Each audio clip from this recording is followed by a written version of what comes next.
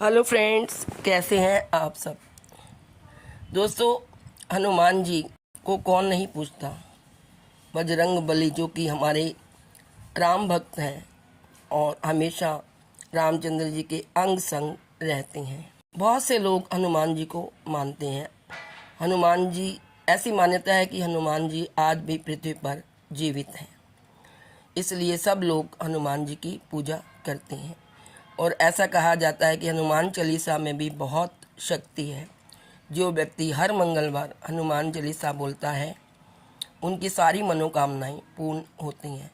और जब कभी आपको रात को सपने में डर लगे या गलत सपने आए, तो आप हनुमान जी का नाम लीजिए।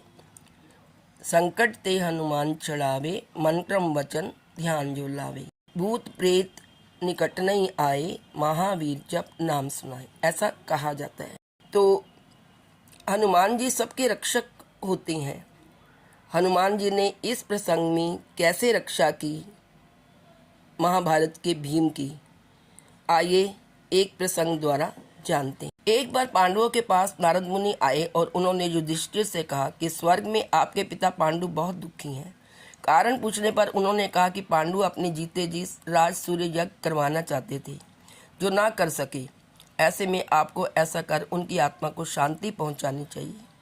तब पांडवों ने राज सूर्य यज्ञ आयोजित किया। आयोजन को भव्य बनाने के लिए युधिष्ठिर ने यज्ञ में भगवान शिव के परम भक्त ऋषि पुरुष मृगा को आमंत्रित करने का फैसला किया। ऋषि पुरुष मृगा जन्म से ही अपने नाम के जैसे थे। उनका आधा शरीर पुरुष का था और उनके पैर मृग के समान थे। उन्हें ढूंढने और बुलाने का जिम्मा भीम को सौंपा गया। जब भीम पुरुष मृगा की खोज में निकलने लगे, तब श्री कृष्ण ने भीम को चेतावनी दी कि यदि तुम पुरुष मृगा की गति का मुकाबला नहीं कर पाए तो वो तुम्हें मार देंगे। इस बात से भयभीत होकर भीम पुरुष मृगा की खोज में हिमालय की ओर चल दिए। जंगल से गुजरते वक्त उन्हें हनुमान जी मिले। हनुमान जी ने भीम से उनकी चिंता का कारण पूछा। भीम ने हनुमान जी को पूरी कहानी बताई। हनुमान जी ने कहा, यह सच है कि पुरुष मृगा की गति बहुत तेज है और उसका कोई मुकाबला नहीं कर सकता। उनकी गति मंद करने का एक ही उपाय है। चूँकि वो शिवजी के परम भक्त हैं, इसलिए यदि हम उनके रास्ते में शिवलिंग बना दें तो वह उनकी पूजा करने अवश्य रुकेंगे। हनुमान ने ऐसा कहकर भीम को अपने 3 बाल दे दिए और कहा कि जब भी लगे कि पुरुष मृगा तुम्हें पकड़ने वाले हैं तो तुम एक बाल वहां गिरा देना। यह एक बाल 1000 शिवलिंगों में परिवर्तित हो जाएगा। पुरुष मृगा अपने स्वभाव के अनुसार हर शिवलिंग की पूजा करेंगे और तुम आगे निकल जाना। उसके बाद भीम आज्ञा लेकर आगे बढ़े। कुछ दूर जाकर ही भीम को पुरुष मृगा मिल गई, जो कि भगवान महादेव की स्तुति कर रहे थे। भीम ने उन्हें प्रणाम किया, अपने आने का कारण बताया। इस पर ऋषि ने सशर्त जानने के लिए हाँ कर दी। शर्त यह थी कि भीम को उनसे पहले हस्तिनापुर पहुंचाना था। अगर वो ऐसा ना कर सके तो ऋषि पुरुष मृगा भीम को खा जाएंगे। भीम ने भाई की इच्छा को ध्यान में रखते हुए हाँ कर दी और हस्तिनापुर की तरफ पूरे बल से दौड़ पड़े। काफी दौड़ने के बाद भीम ने भागते भागते ही पलट कर देखा कि पुरुष मृगा पीछे आ रहे हैं या नहीं, तो चौंक गए कि पुरुष मृगा उसे बस पकड़ने ही वाले हैं। तभी भीम को हनुमान के बाल याद आए और उनमें से एक बाल को उन्होंने गिरा दिया। गिरा हुआ बाल 1000 शिवलिंगों में बदल गया। शिव के परम भक्त होने के नाते पुरुष मृगा हर शिवलिंग को प्रणाम करने लगे और भीम भागते रहे। ऐसा भीम ने 3 बार किया और जब वो हस्तिनापुर के द्वार में घुसने ही वाले थे तो पुरुष मृगा ने भीम को पकड़ लिया।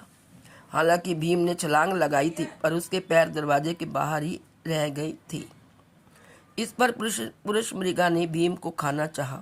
इसी दौरान श्री कृष्ण और युधिष्ठिर द्वार पर पहुंच गए। दोनों को देखकर भीम ने भी बहस शुरू कर दी। तब युधिष्ठिर से पुरुष मृगा ने न्याय करने को कहा। युधिष्ठिर तो न्यायप्रिय थे ही। तब युधिष्ठिर ने कहा कि भीम के पांव द्वार के बाहर रह गए थे, इसलिए आप सिर्फ भीम के पैर ही खाने के हकदार हैं। युधिष्ठिर के न्याय से पुरुष मृगा प्रसन्न हुए और भीम को उन्होंने बख्श दिया, माफ कर दिया। उन्होंने राजसूय यज्ञ में भाग लिया और सबको आशीर्वाद भी दिया। तो दोस्तों, ये है युधिष्ठिर जी का न्याय। युधिष्ठिर बहुत न्यायप्रिय थे और हनुमान जी ने भी जो सहायता की, उन्होंने 3 बाल देकर सहायता की, वो भी सराहनीय है। युधिष्ठिर ने भीम को बख्श दिया। युधिष्ठिर के न्याय से प्रसन्न होकर पुरुषमृगा ने भीम को माफ कर दिया और उन्होंने राजसूय यज्ञ में भी भाग लिया और सबको आशीर्वाद भी। तो दोस्तों, ये था आज का प्रसंग। आज इस वीडियो में इतना ही। Please like, share and subscribe. Thank you so much.